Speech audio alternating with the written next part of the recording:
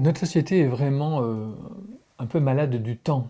Et ça se voit dans pas mal de situations professionnelles, le journalisme par exemple, la vie politique, mais aussi dans le monde du soin. Parce que d'une certaine manière, le fait qu'on soit une société à deux vitesses, des gens très pressés, des gens qui ne cessent d'accélérer, qui sont très actifs, c'est quelque chose qui se concentre dans la relation entre le soignant et le soigné. Quelqu'un qui est soigné, même si c'était quelqu'un de très actif dans la vie de ça, il va faire en petit l'expérience de ce que c'est qu'un temps d'attente, on va tuer le temps, on souffre. Et donc, en face, le personnel soignant qui, lui, est dans un temps extrêmement chronométré, extrêmement maîtrisé, avec beaucoup de tâches. Et donc, c'est des rapports au temps complètement différents. Et le choc est extrêmement dur. Et donc, c'est un bon exemple de ce qui se passe dans notre société entière. Mais dans la relation de soins, ça devient quelque chose de très crucial. C'est un des aspects, je dirais, des problèmes de notre système de santé. C'est que les soignants n'ont plus le temps, n'ont pas le temps. Ils le disent tout le temps, ils souffrent du manque de temps. Il y a une dimension dans le soin, il y a une dimension technique, bien sûr, mais il y a aussi une dimension relationnelle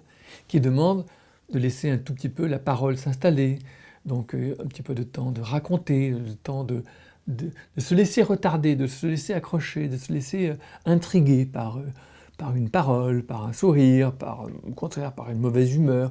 Donc voilà, le mot soin a ces deux significations-là, et aujourd'hui il est écrasé uniquement dans la première signification, qui elle s'exerce dans un temps extrêmement rapide, extrêmement serré. Donc là il y a un conflit entre les deux types du soin et les deux types de temporalité. Ça correspond au fait que nous avons tous sans cesse des temporalités différentes. Le temps n'est pas monocorde. Il y a des moments où le temps passe très lentement, il y a des moments où au contraire le temps passe trop vite. Et donc pour chacun de nous, c'était Saint Augustin qui parlait du temps comme une distension de l'âme. Et donc il raconte très bien, il montre très bien ce que c'est que la temporalité. Que la temporalité, c'est quelque chose d'élastique, que c'est quelque chose de subjectif. C'est une distension de l'âme, de soi, y compris du souci.